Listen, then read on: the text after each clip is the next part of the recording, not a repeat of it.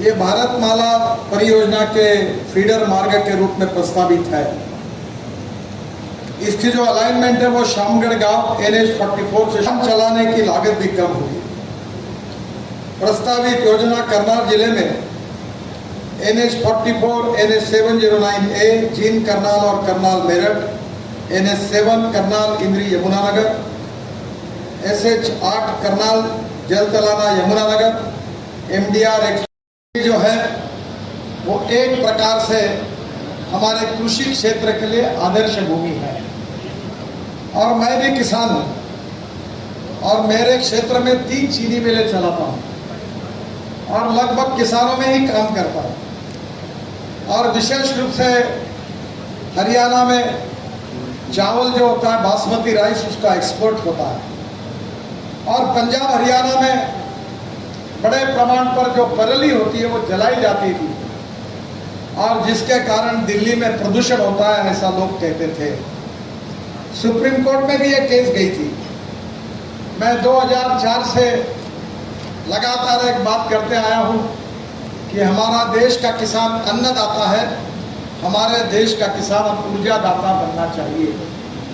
और मुझे बहुत खुशी है कि अभी पानीपत में इंडियन ऑयल ने परली से 1 लाख टन बायो इथेनॉल और 150 टन बायो बिटुमिन बनाने का उद्योग मेरे आग्रह पर शुरू किया।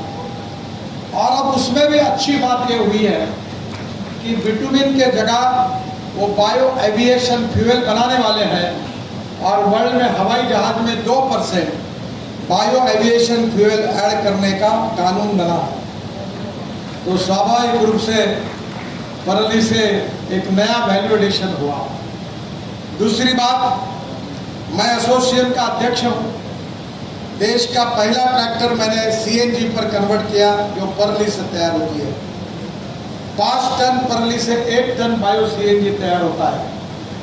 और हमारे देश में 26 प्रोजेक्ट पूरे हुए जो शुरू हुए हैं और 135 प्रोजेक्ट अब प्रोसेस में है और उसमें से बहुसंख्यक प्रोजेक्ट हरियाणा में हो रहे हैं। इस बात की मुझे बहुत खुशी है। इस देश में हम 16 लाख करोड़ रुपए का फॉसिल फ्यूल इंपोर्ट करते हैं, पेट्रोल, डीजल और गैस। अब गेहूं, चावल, मक्का, गन्ना तो हम लगाते हैं, पर इससे किसान की गरीबी दूर नहीं हो सकती। अन्नदाता के साथ किसान ऊर्जादाता बनना चाहिए। इसी बात को लेकर एक नई युग की शुरुआत अब देश में मोदी जी के नेतृत्व में हुई है। अभी इथेनॉल बन रहा है, ब्रोकन राइस और मक्के से इथेनॉल बनता है, बाम्बू से इथेनॉल बनता है। असम में बहुत बड़ी रिफाइनरी डाली है जिसमें बाम्बू से इथेनॉल बनता है। अब इतना ही नहीं तो शुगर के जूस से भी इथेनॉल बनता है और मोलासेस और बी हेवी मोलासेस से भी बनता है। मुझे बहुत खुशी है कि अब किसान अन्नदाता के बजाय ऊर्जादाता बना है। मैं आप सबसे और आदरणीय मुख्यमंत्री, उप मुख्यमंत्री से आग्रह करूंगा कि मैं ट्रांसपोर्ट मंत्री हूँ। अभी मारुति सुजुकी की गाड़ियाँ भी फ्लेक्स इंजन में आ रही है, आने वाली है, लॉन्च होने वाली है। टोयोटो की सभी गाड़ियाँ फ्लेक्स इंजन में आने वाली है, जिसका भी शुभारंभ अगस्त में मैं लॉन्चिंग करने वाला हूँ। अब बजाज, TVS और हीरो की स्कूटर, मोटरसाइकिल, ऑटो रिक्शा भी आई है।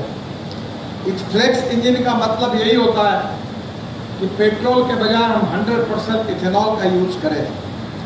और टोयोटो की एक कैमरी करके गाड़ी है जो पेट्रोल पे चलती है और 60% पेट्रोल और 40% बिजली पे चलती है। अब टोयोटो जैसी इनोवा और सब टोयोटो की गाड़ी आएगी जो 100% बायो इथेनॉल पर चलेगी, 60% इथेनॉल और 40% बिजली तैयार करेगी। यानी अगर माइलेज का विचार किया जाएगा तो 15 रुपये लीटर पेट्रोल का भाव हो जाएगा। ग्राहकों का भी फायदा होगा, किसानों का भी फायदा होगा।